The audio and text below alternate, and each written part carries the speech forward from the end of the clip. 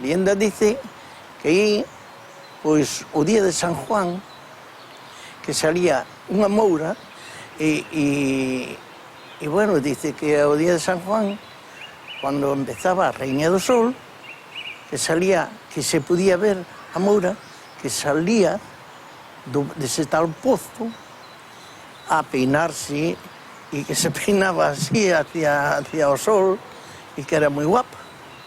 Na leyenda dice que un señor que iba cun carro por ali atravesando, que foi pasando e que se enterrou os bois e o carro todo eso. Hasta temos ali unha finca mesmo que dá desde o Pozo da Moura arriba, hacia a vía do tren.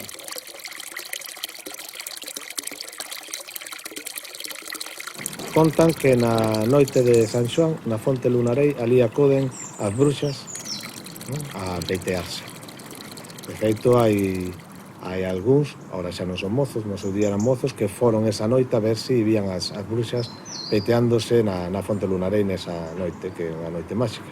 E tamén hai xente que di que os que van ali son as mulleres que sufrían de mal de ollo. Mulleres que tiñan así cousas malas, que tiñan dese como é mal de ollo, todo iso, que iban ás 12 da noite, cando empezaba a noite de San Juan propio, e que se peinaban aí na fonte coa peineta do revés. Que en vez de peinar todo mellor para baixo, peinaríaste para arriba, supoño.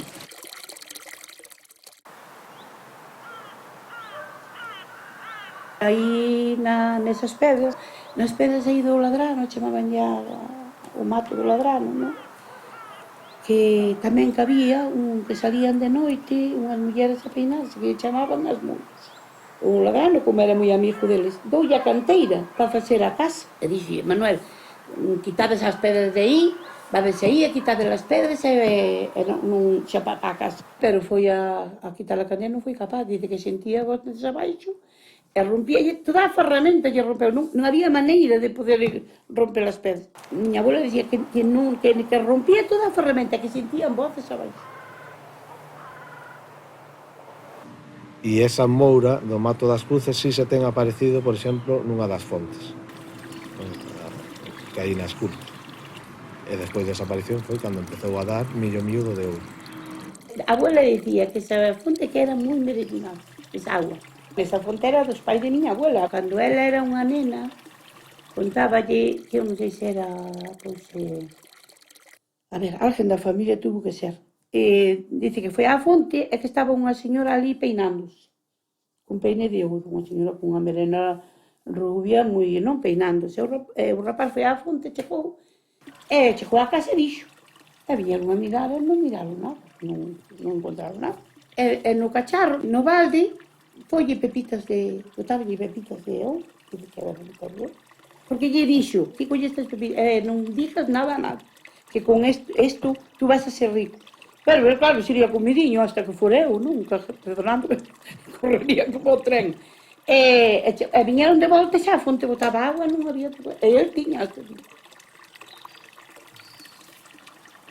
As mouras que aparecen no Mato das Cruces son as que viven no Monte das Croas, que van por un túnel subterráneo a dormir, non? No seu pazo, nas súas covas que teñen baixo a croa do castro.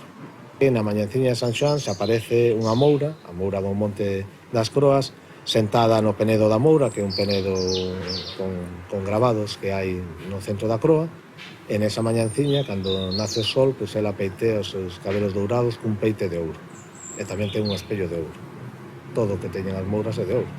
Ela dicía que chamaban as mouras. E que logo que iban ao Monte do Castro. Estaban tamén no Monte do Castro. Porque nós cando íbamos ao muiño, e como miña abuela nos dicía eso, eu dicía a meu hermano, vamos a mirar aí.